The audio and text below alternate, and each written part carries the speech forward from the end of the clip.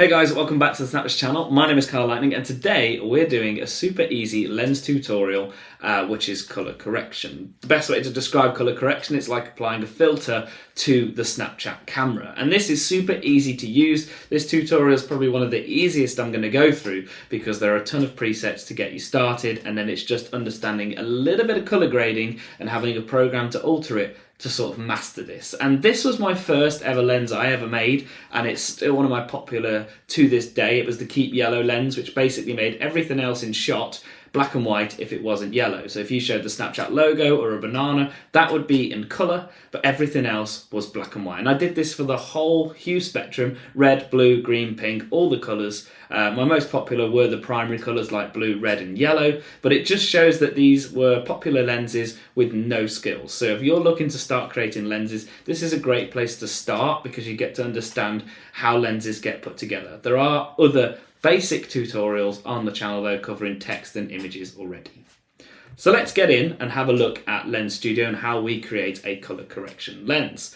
So we are using 4.55, which is the latest version to date, but I know that number 5.0 is coming out. If I go here, look, you can see the beta is running, but this process shouldn't change in any future updates. It changed once in its lifetime, but it was to do with colours, but I can guarantee that this tutorial will probably be still going even in Lens Studio 8.0 whenever we get to that. So I always say it's the most exciting thing to do when you don't have to use a template to get this started, when you can press the new project button, and that's what we're going to do. So we're going to get in and create a new project.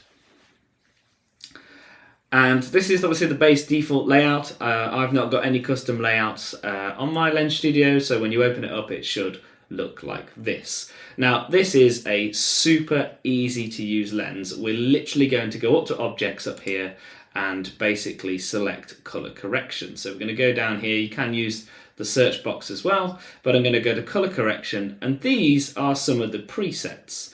Now I'm just going to choose night. This is one of my favourite because I just love the fact that you can emulate night in a program, and that's basically how you apply a colour correction. There is an alpha slider. If you don't see this, all you need to do is select the colour correction in the objects panel.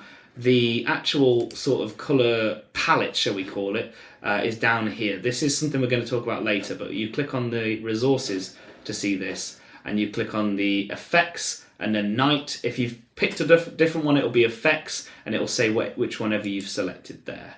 And then this post effect comes up, and all you need to understand here is the texture is basically that palette that we had there a second ago, and the alpha is how much of the color palette is sort of switched on. Out. Imagine it as like a transparency slider, 0 being completely off, the image is transparent, and 1 being 100% on. So this is how you can fine tune. I always, when I choose the night one, I never have it pitch black. I always try and give it about 64, maybe around 70 the mark, and obviously send to Snapchat to test it out to see if you've got it correct. But that is like colour correction. One thing to sort of talk about is testing your images as well. So I'm just going to delete this out. You can delete effects as well if you want to start fresh, but we're going to go to colour correction again, and you can see the different types.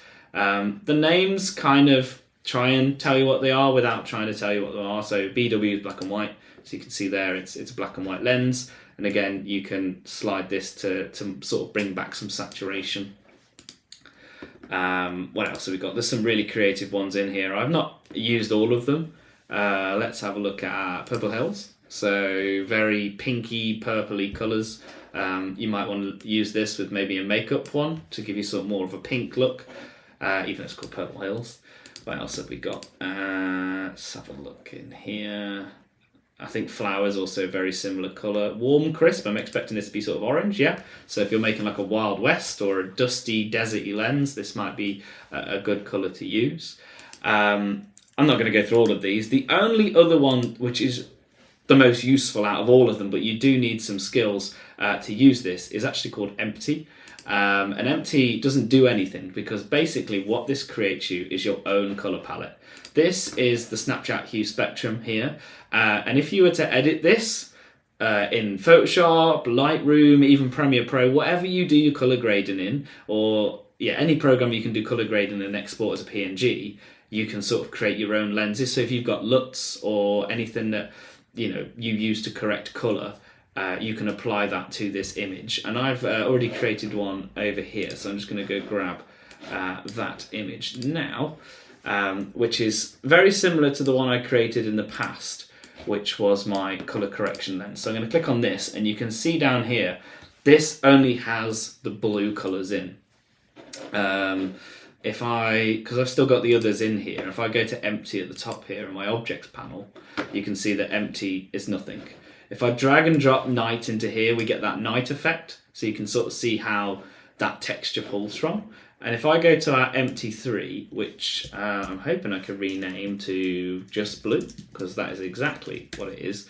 I always recommend just to name things so you can remember and see it, what it is. So I can drag and drop this just blue onto here, and you can see that it's only left the blue of this top. I find when you're doing colour corrections, sometimes the stock images aren't great. So I've actually applied my own, a few pictures of me. If I actually turn this off, you'll see the colour correction coming into play. So it leaves the sky and the blues of my shorts in there.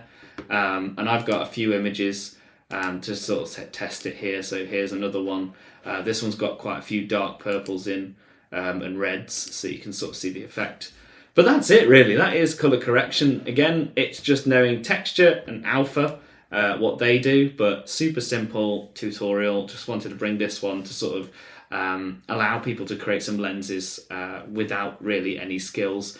There's no problem with altering and putting other lens and colour corrections on top of each other, but definitely learning how to utilise the empty spectrum and right clicking this, and you can go to open an external editor.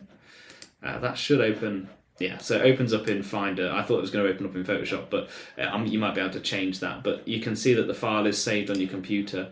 And you can also go to export, and this is where you can sort of save it into your downloads and then basically put it into your editors. So if you're struggling to find that texture, all you have to do is create an empty one. The empty one comes down, right click, and you can export that to your computer and then put it into your photo editing program to create something like just blue.